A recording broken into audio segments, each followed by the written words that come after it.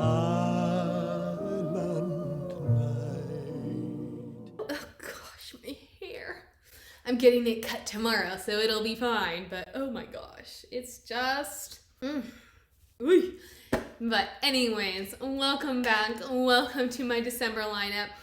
This book is R.L. Stine's Silent Night, and you know what that means. A series! So for the next 3 days, I will be talking about the Silent Night trilogy. It wasn't nearly as scary as I remember. I'm afraid to read my favorite 3 series because I just don't want it to lose that like chill factor. But we'll get there eventually. I put Silent Night in this lineup even though it was never like a favorite of mine, but it's holiday themed. I'm running out of books that I actually like, which is more my problem than anybody else's. It is a 90s era novel, and if you know, you know. If you don't, you should check him out just because. Like, he's kind of like Stephen King, where he has a twisted mind. I don't know how he comes up with the stuff he does, but dude knows how to tell a ghost story. In this first book, we meet Reva Dalby, who is our cover lady here. She is a stuck-up rich girl who weird things start happening to. The thing I guess we're supposed to get from this novel is that she wasn't always a stuck-up rich girl. It wasn't until her mom died a few years previously that she started kind of closing herself off and becoming the head bee that we all know her in this novel. But I guess that's one thing that I never quite noticed the first time, which it's probably been 20 years since I picked up this book, so I'll give myself grace. But I never really noticed how surface level his writing can be. I just remember how creepy it was. This is not necessarily a novel that suffers from too much going on. There's one main plot, and then there's like kind of 2 subplots that feed in. So it's not like Stine is trying to do too much, but his characters don't have much depth. They are one-dimensional, they are stereotypes, they are cliches. And even though Reva was like the worst stereotype known to man and she has no development, she's a really good bad guy. Yes, I said that right. Our protagonist is a bad guy. And you don't see that very often, but she is incredibly unlikable. And even though Stine does it in a very obvious way, like, you still hate her. You admit at every turn, like, she's a horrible person, and we never root for her once. I don't know if Stine wanted us to feel sorry for her when we learn about her mother's death, and then from there be like, oh, poor Reva, like, I understand her pain and why she behaves the way she does, because no, there's never any moment where you're like, oh, poor Reva. We open up, so her dad owns a chain of Dalby's department stores, and he is forcing her to work the Christmas holidays. She will not do anything. She is incredibly rude to all of her coworkers and her customers. It bothered me, probably because I work in retail myself, and I would not put up with this. Yes, she is the owner's daughter, but she has to have some accountability as well. And she has a supervisor because she works the perfume counter. So the woman, Miss Smith, I think her name is, it doesn't matter, who's in charge of like kind of cosmetics department. And they're all stereotypes. There's nothing nuanced about any of these characters.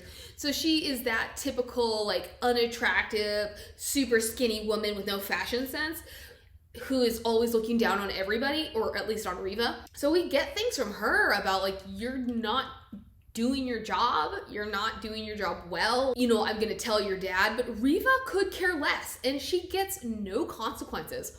Anyways, so we open up with her. She is working at the perfume counter. Then we see her dumping her boyfriend, Hank. And she's just super cold and calculated. She can't remember why she liked him in the first place, but now everything about her, she is super cynical and judgmental. It is impressed upon us very early on and consistently throughout this novel nobody likes her. She does not realize that. Like, she knows she's not the most liked person, but she doesn't realize at this point that nobody likes her. So why did Hank start dating her? I don't get it. I don't think he got any kind of bragging rights out of it. But in any case, this is just a point of contention.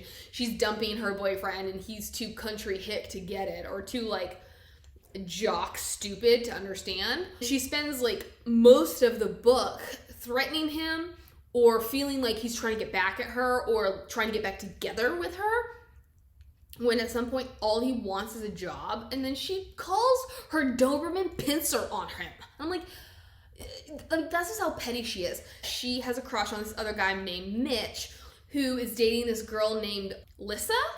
It doesn't matter. And she thinks that Lissa is this super drippy person who has no personality and is not that attractive, and she doesn't understand why Mitch is with her. They're seniors at this point, and he has been dating this girl since freshman year, so obviously he sees something in her. Yet she's like, oh, once he realizes that I like him, this girl's gonna be out of the picture. And before she goes home, her dad tells her, we have holiday openings. Why don't you invite some of your friends? Automatically, she calls Mitch, and he's like, essentially like, you have my number? They're apparently not in the same social circle, or she's just that mean and unlikable that he's like, why would she have my number? So she offers him a job, and wouldn't you know it, his girlfriend is in the room. And so he's like, do you think you could get her a job too? So she says, sure, I'll give her a job. That way I can rub our flirtations in her face. And then she tells this girl to overdress, not telling her that she's just gonna work in the stockroom. One thing I don't think Stein does very well is make this realistic, in that all we get from this is, hey, invite your friends. Yet it's like she has total control of what they're gonna do and where they're gonna be. And I'm like, in reality, I mean, maybe that's what happens when your dad owns the store, is you can dictate who does what. But I mean, we don't get any sense that she actually knows what getting them a job entails. It's just like, Reba, tell your friends we're hiring. So right off the bat, she's like, sure, be there on Saturday at 8:30. I get it. They're high schoolers. This is a very one-dimensional novel. I'm reading too much into it, but I wanted a sense of realism that I wasn't getting. I guess behind the scenes, Reva is like, hey, Dad, here are the people that I've got. This is what I want them to do. Or maybe he gave her the details and we didn't see it. In any case, it's just laughable. The way she's like, okay, you're hired, meet us here at this time, and this is what I want you to wear. Then we hear from her cousin Pam. Pam's dad is brothers with her dad, but Pam is poor. Pam calls Reva and she says, are you guys hiring? And Reva's like, no, we are absolutely not hiring. And we have many point of views from this novel. So at this point, we then switch to Pam, and Pam is vowing vengeance against Reva. We also see Pam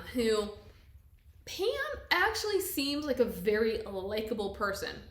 Even though she's poor, even though Reva hates her.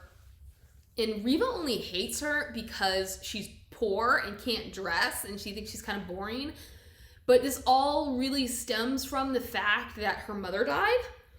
And I guess we're supposed to understand that she can't let herself feel anymore because she lost her mother and she knows what that kind of pain is. So she's not going to experience that kind of pain again. That is so high level mention that you really have to read between the lines. It's really only mentioned once in any sort of verbatim that this is why she cuts people off. But it's not actually explained. It's just like, oh, well, this all started happening after Reva's mother died. It just needs a little bit more fleshing out. We're with Pam, and Pam is super angry at Reva. She ends up going to hang out with these two guys. One's name is Clay, and the other guy's name is Mickey. Mickey's dad has just been fired from Dalby's because he's been drinking on the job, or he's been drunk on the job, and he's one of the security guys. So after 25 years, he's let go. And again, Reva's dad is something of a pushover. He isn't worth mentioning because he takes no control over any of these situations. We hear him being involved, but get it. If your security guard is inebriated, is under the influence of something on the job, absolutely, that's not going to work. That's a safety hazard for everybody involved. But we don't know how he found out. We don't know the circumstances under which he has this impression. All we know is that was what he thinks, so he just pulls this guy aside and fires him. Mickey is blue about the fact that his dad has been fired. His dad has become even more of a drunkard than he may have been before. And then Clay, I do not know how he factors into this equation, because Pam, for all of her seeming shortcomings, seems to be somebody who can pick them.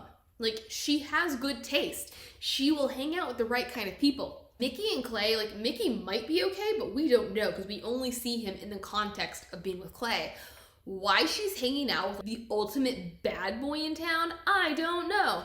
But she meets up with them at a convenience store. The two guys are doing whatever they're already doing. They decide, all right, it's time to go. They go to pay, and the guy at the counter is like, I know you stole, so you need to hand over the items that you have stolen.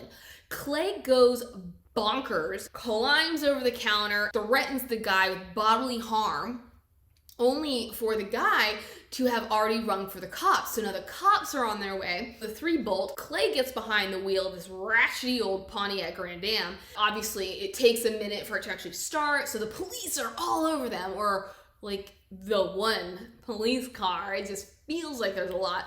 And he is somehow able to evade this police car. He's going like 90 miles an hour through residential streets. It's one of those cartoon moments where the truck is backing out and he's like, whee! And then that's the only thing that saves them from the police car. And this whole time, I'm like, all right, so if this policeman is on their tail for 5 to 10 minutes, don't you think he's gonna get that license plate number? Well, wouldn't you know it, the license plate fell off. So there's no way of identifying this car. Okay, Stein, you're a step ahead of me. Clay is elated. Reva is freaked the heck out. Mickey in the backseat seems to be peeing in his pants. Reva's like, who is Clay? Like, who is this person that I just witnessed? My thought is, Reva had nothing to do with any of this. I mean, until she gets in the car and flees with them. I don't know. I guess I've never been in that kind of situation, so I can't say how I would have reacted, but like, it's obvious. She was only there for 5 minutes, maybe? I would think just by the powers of observation, we would have realized that Reva was an innocent party in this, but anyways, she gets swept up in it. From here, Clay reveals his plan to rob Dalby's. He is in cahoots with another security guard, and this security guard has guaranteed him no issues. They all agree to go along with it. Mickey, in retribution for his father's firing and for now this downward spiral, and Pam because she hates Reva. I don't really understand it because Pam obviously knows right from wrong, and she's dead set against it, but then she lets Carl talk her into being their getaway driver? But back to Reva. We see her having an interaction with this guy named Rob. Considering that we later learn nobody likes her and she's incredibly judgmental, I do not know why she even interacts with him, because we almost get the sense, or I get the sense upon this initial encounter when he's walking along the road and she stops to say hi, that okay, yes, he's always kind of had a thing for her and she will not have anything to do with him because he is overweight and to her not attractive, even though she thinks he's a great guy. But I'm like, this is not in line with Reva. Reva is all about the superficial. So it doesn't, or it shouldn't matter what his personality is, because if he's not cute enough, she's gonna have nothing to do with him. So she invites him to come work at Dalby's. Her wicked plan is for him to be the mall Santa. But what she does is she tells him that he needs to dress nice because he's going to be in a human relations job. Naturally, All these people show up and none of them are happy with her. A little bit of a spoiler. Pam, we learn that, oh, hey, I heard that he might have a girlfriend. Pam is the girlfriend, but Pam only refers to him as Foxy, which I would love to know why. It is never explained. I guess it's supposed to be misleading because there's no way, as per Reva's description, that he could be Foxy. I don't know how he and Pam got together. I don't know what it is that they see in each other or what she sees in him, why she thinks he's Foxy. Now we have all these people at Dalby's, and that's when the bad things start to happen. Reva is at the counter being all superficial, and she's like putting her lipstick on, only to realize somebody put a needle in her lipstick. My first question here, how did they manage to do that? Technically, my lipstick is not always on me. This lipstick seems to have been on her person the entire time. So she had applied it earlier in the day, which is why I think she like kissed a mirror or something. And so now she's like, I need to reapply my lipstick. How did the culprit get hold of her lipstick in between the morning when she initially applied it and this point in time when she's reapplying it at the makeup counter or at the perfume counter? But we'll just leave that there. From this point on, we see that somebody is playing vicious tricks on Reva. She thinks it's Hank, which I mentioned that Hank had come to her asking for a job. She had sicked her dog on him. So how did he get hired on as Mickey's dad's replacement? I have no idea. Did he call her dad? Which at this point, I'm also wondering, Pam has learned that Reva lied to her. Why doesn't she call her uncle and say, hey, do you have any holiday openings? This is when I'm just seeing plot holes, but we're just gonna leave that there too because it's R.L. Stine and I do not want to besmirch the name. The next thing is Reva comes up to Mitch. He works in the stockroom. She's flirting with him. It is cringe worthy. Is it the 90s? Is it the 90s writing, or is it because I am 30 or 20 years older than these guys? Like, would this have been my behavior when I was 17? Probably not, because I didn't have that kind of confidence. But Reva comes up and she's flirting with him and then she kisses him. And wouldn't you know it, his girlfriend Lissa rolls up and she is ticked. Mitch, we are now seeing, I don't know what we're supposed to see, like, or get from him. But he's caught between a rock and a hard place because the kiss definitely was coming from both ways. He runs after his girlfriend. And at this point, Reva stops liking him because she thinks he's really weak. That was unattractive to her. That he would run after his girlfriend of 4 years to try to explain or talk to her. Whatever. Reva has no depth whatsoever, so we just have to roll with this. Eventually he does come back and he's like, she broke up with me, would you want to hang out? And she's like, no. Everybody hates her, but all these guys want to take her out. Okay, whatever. Of course she says no, and obviously this embarrasses Mitch, stalks off, and she is so full of herself, and she's like, everybody's out to get me because I've rejected them or I've done whatever, which that would not be entirely wrong, but not everything is about her. However, for the sake of this book, we just have to accept it. The next thing we know, somebody has sent her a mannequin in a box. It's semi-frightening. She also is sent a bottle, like a perfume bottle of blood. And at this point, she's like, it is Hank. I'm gonna go tell my dad. She has to pass the security guard's room in order to get to her dad's office. And I mean, guys, I just love nostalgia sometimes. This is the era of VCR. This is the era of VCRs are a new concept. And if you don't know what a VCR is, oh my goodness, you poor sweet souls. All the guards are surrounding him because he's like a tech guru. He's hooking up these VCRs so that they can record the surveillance. I'm just saying. She goes in there. This is something I'm like, if 4 or 5 security adult males are hanging around here, how come none of them step in, None of them hear what she has to say, but they don't. So she hisses her threats to Hank, and she's like, I know you did all this. And he's like, I have no idea what you've been talking about. I've been here the entire time. But of course, Reva will not take that for an answer because she's always right. The store has been having electrical problems, which there's all these little things that apparently are going wrong at the store, but we're not given enough of it for it to have a basis of fact. It's just there because we need to have a reason for her dad to be stressed out. I just want to know if her dad's a good boss. Like, is he a good businessman, or is this all gonna put him under? Anyways, she goes to see him. Right when they see each other, this like gun popping is going off. And because her sweater is covered in blood, he thinks she's been shot. I'm assuming he has a heart attack, but basically he passes out. A heart attack would have been so much better. If he's under all of this strain, and then he sees the shock of his daughter being shot, I think a heart attack would have been more effective, especially because it just provides more dimension. It provides more inlets for us to explore. No, he just passes out. She chooses to lie to him about the blood on her sweater. So essentially, like, this whole thing went nowhere. And the popping was actually the lights on the Christmas tree short-circuiting.